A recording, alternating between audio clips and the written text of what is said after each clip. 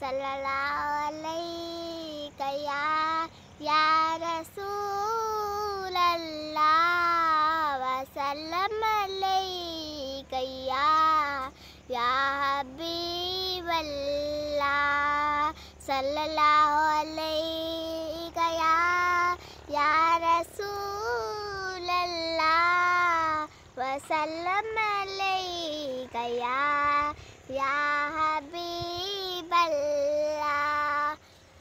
मिठो प्यारो सुहिणो नालो आका जो, मिठो प्यारो सुहिणो नालो मदनीअ जो आहे अल्लाह खे प्यारो जंहिंजो आशान निरालो अहिड़ो मुरसल असांखे मिलियो।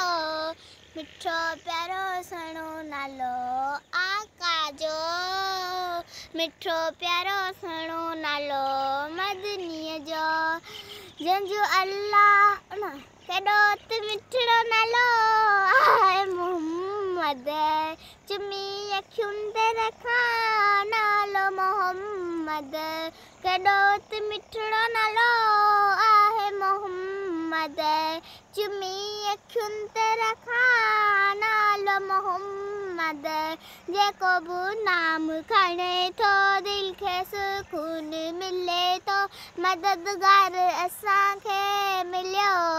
मिठो प्यारो सुहिणो नालो आका जो, मिठो प्यारो सुहिणो नालो मदनीअ जो जंहिंजो अल्लाह बि ज़िक्र कंदो आहे, फ़रिश्तनि खे बि हुकम ॾींदो आहे, मोमिननि ते बि हुकम आहे, क़ुरान में बि लिखियल आहे सले अल्लाह सभई पढ़ो।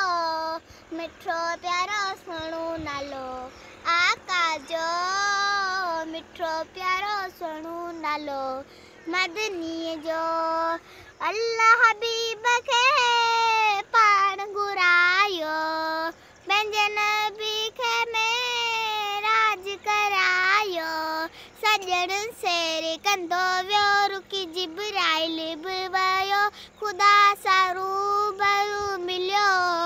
मिठो प्यारो सुहिणो नालो आका जो, मिठो प्यारो सुहिणो नालो मदनीअ जो आका जे सिदके दुनिया हले पई, बाज सॿेड़ी मुंहिंजी तरे पई, चवे गो पांग मुलाही मोहम्मद कई सणाई, बाग फरहान जो बि खुलियो। मिठो प्यारो सुहिणो नालो आका जो, मिठो प्यारो सुहिणो नालो मदनीअ जो आहे अल्लाह खे प्यारो जंहिंजो आशान निरालो अहिड़ो मुरसल असांखे मिलियो।